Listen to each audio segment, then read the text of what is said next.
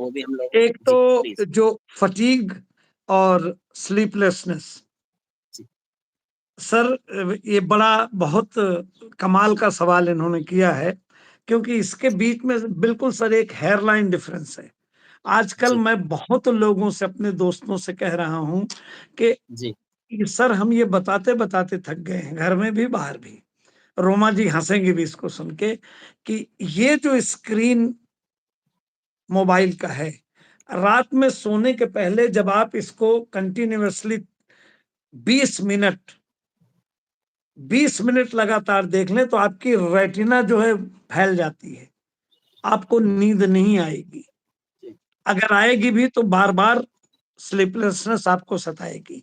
तो जिन भाई साहब ने स्लीपलेसनेस को और फटीग को किया है, स्लीपलेसनेस जो होती है आपकी थॉट प्रोसेस में कोई व्यवधान आ जाए, कोई अनसुलझा सवाल रह जाए, हेल्थ के अलावा, मेडिकल रीज़न छोड़ दें, तो मैं आपको इसका एक बहुत कमाल का एक एक नुस्खा आपको दे रहे हैं।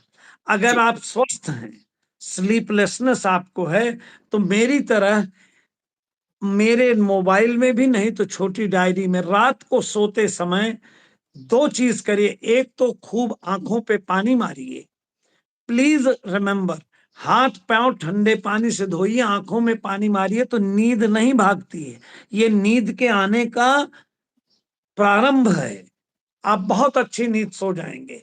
और दूसरा, ये जो स्लीपलेसनेस दूर करनी हो, जितनी चिंताएँ हैं, कल का आपका क्या प्रोग्राम है, अगर कल फांसी भी होनी है, उसे लिख करके कल पे टाल दीजिए, नोटबुक में रख लीजिए, कल उसे देखेंगे। 6 घंटे, 8 घंटे जो आपका समय है, उसमें बेफ़िक्र होके सोइए।